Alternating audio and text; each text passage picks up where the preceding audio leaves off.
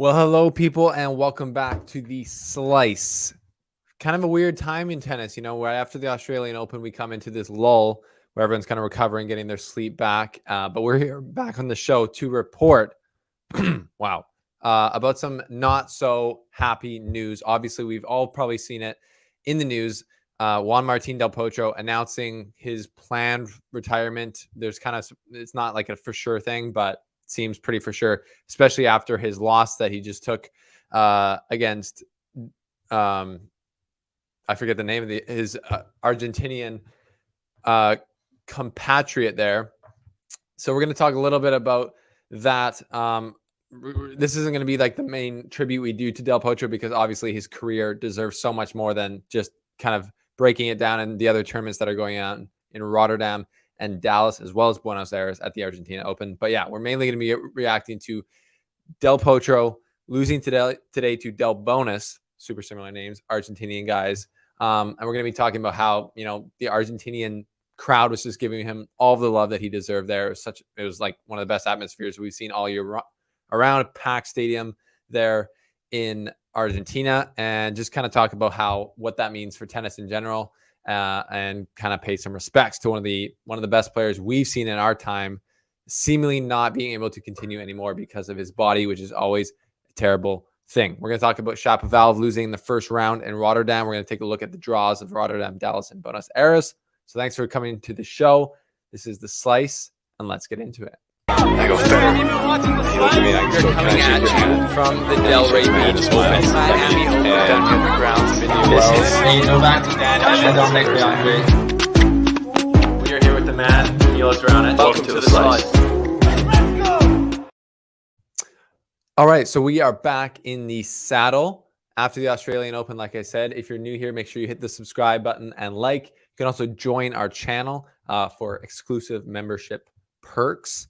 But yeah, we got 3 tournaments on the go. But the big story, everyone's talking about it. Juan Martin Del Potro comes out late last week and says, these might be his final couple tournaments in Buenos Aires here in Argentina, and then at the Rio Open in Brazil coming up, because he just can't take it anymore. He can't play with his body, just doesn't seem to be allowing. He says he's in kind of constant pain and his life's even become a nightmare. So obviously tennis is, these players' lives are so much bigger outside of just tennis, but tennis is obviously the main thing that is where they put their work into. It's their careers. But if it takes away their quality of life, it's at some point, it's not worth it. And this has just been the culmination of something that we've probably seen coming. Like we knew, for me, it's like Del Potro has just appeared in and out of the tour for the last few years. When he's there, you're just happy that he's out playing again. And when he announces that he has an injury, like with his wrist or knee or whatever else, it's just not surprising anymore. So unfortunately, this kind of pseudo retirement announcement is not surprising, but it is still sad because we really feel like we never saw the real potential of Del Potro played out over a career, right? We obviously saw his potential where he played his best, beating Federer in the US Open final 2009, beating Djokovic and Nadal at the Olympics in 2016, and so many other great runs he had, great tournaments he had. So we did see his like top level, I'd say. And like so many people have said, it's some of the best level in tennis we've maybe ever seen from anyone. So it's very, very sad. It's kind of like maybe the end of a sad chapter. And the way he played tonight against Del Bonus, it made it look like, yes, this probably was going to be, or this is going to be the last few matches he played. Maybe tonight was the last match he'll ever play. I don't know. It didn't look like he was very fit to be able to play out there. He couldn't hit his backhand well. Obviously couldn't move well with the tape on his knee. And Del Bonus was taking exception to that, doing drop shots. And some of the Argentinian fans were giving it to him for that. They're like, bro, you're going to drop shot the guy who has like no knees. Like that's savage. But I think there was a love out there on the court for Del Potro that was amazing to see from the Argentinian fans, obviously, because they love him down there. And unfortunately, they just haven't been able to see him enough throughout his career. So I'm going to wait till all the dust settles until he actually says, I'm done and I'm not playing anymore. And then we'll do a full Del Potro tribute and we'll go back through his greatest matches and all that stuff. But right now, shout out to Del Potro. He was crying on the court there at the end of his match.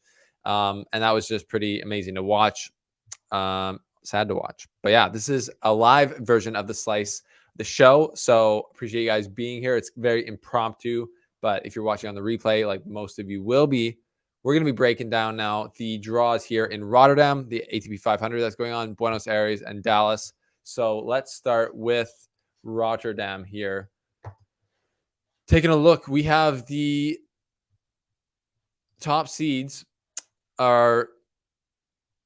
We got a great field here. We got Stefano Tsitsipas, Rublev, Auger-Aliassime, Hurkacz, Shapovalov, Norrie, Karatsev.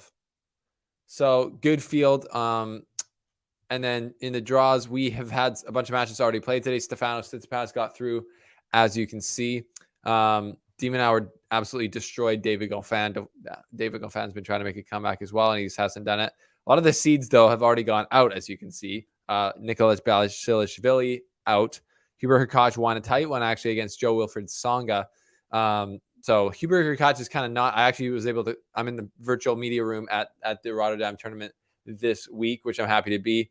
And Hubert Hurkacz says, I asked him if the pressure of his great year last year and his ranking now is it hard adjusting to it? And he said, not really, because he's the one who puts the most pressure on himself. It's not the media or the Polish fans or anything like that. But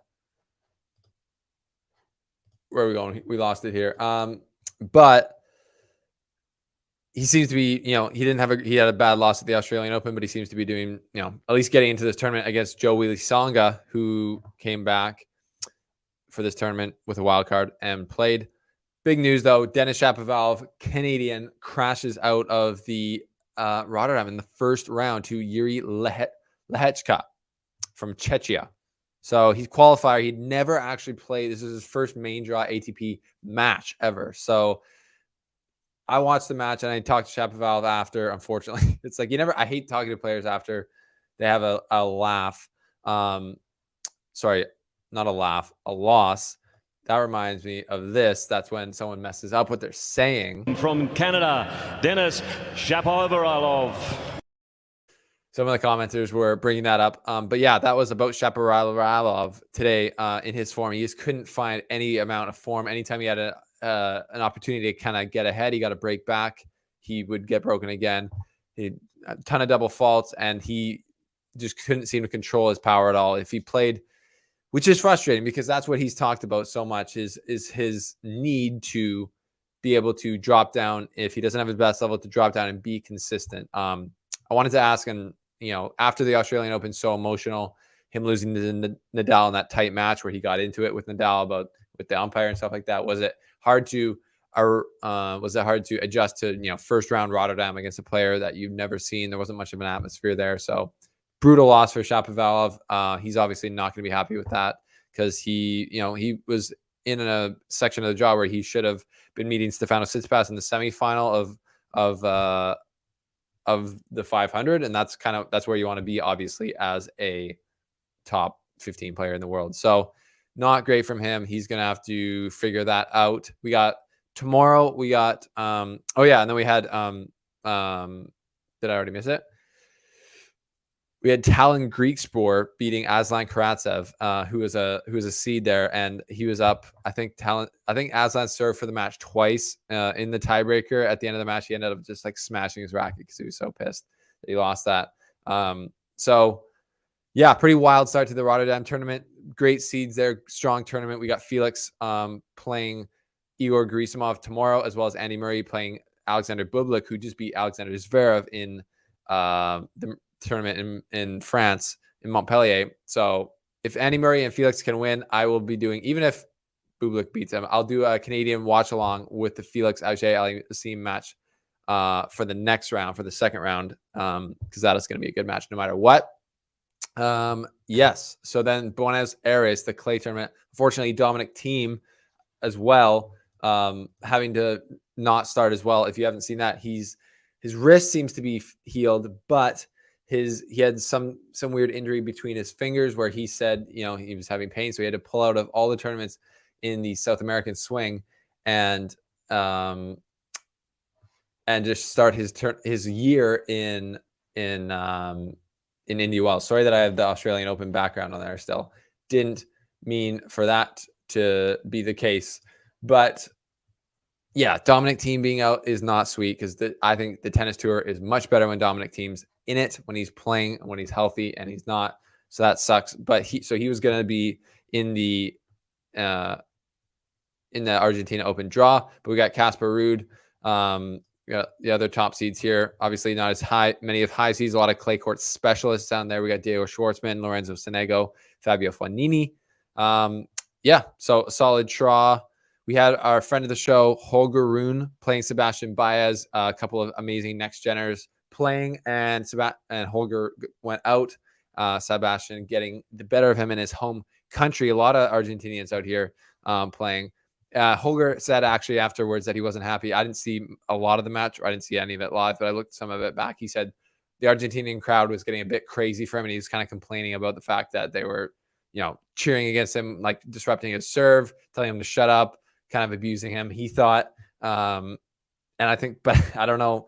It's tough. I understand what you mean, but it's kind of, I think that's just how they do it in South America. Like he said, it's not a football match, but they treat it like a football match when their players are playing. So Sebastian Baez goes through there. Then we got Dallas Open, which I almost went to, but with COVID, they are not having as many in-person media. But they got it's the first ever time, first edition of their tournament. So they got a lot of American players. Obviously, it's like all American players. Top 4 seeds are all American. Taylor Fritz, Riley Opelka, John Isner, and Jensen Brooksby. Good to see Jensen Brooksby back in action, I may as well say. So yeah, it'll be an interesting tournament in Dallas. They got that red and blue court. We got Vasek Pospisil playing tennis again. That's great to see. Yeah, got a lot of American players. But yeah, that's what's going on the ATP. Again, the main thing is Juan Martin Del Potro. Was this his last match that we'll ever see him play? I'm not sure. It seems like it based on the way he was crying on court at the end of the match. Really just seemed like he'd kind of just given in to what his body was allowing him to do, which is super sad. It's like a weird thing, but it's like a kind of a weird reality of life. It's like our bodies will not be around forever. But it's sad to see, obviously. So, like I said, this will not be my final tribute to Juan Martin Del Potro. We'll see what he ends up doing if he plays Rio. If not, we will give him a proper send-off into retirement. And I'm sure we'll see him around the tennis world more. But anyways, this is a little live update on the happenings of the ATP Tour. We have Rotterdam, ATP 500, which I think is going to get a lot better as the tournament goes on. Unfortunately, Shapovalov lost early. We got Buenos Aires and Dallas happening. And it's all happening here on the site. So thanks for joining the channel. Thanks for subscribing and liking. And make sure you follow us on Instagram at The Slice Tennis, because we post there almost every day. And that's the best place to get tennis news, content, and memes. So thanks for following us along, guys. And we will see you soon when we do a Canadian tennis watch along, hopefully with Felix. We'll see you. I go Coming at you from the Delray Beach Open Miami Open. Hey, Novak Zidane and Dominic Leandre. We are here with the man, Niels Brown. Welcome to the slice.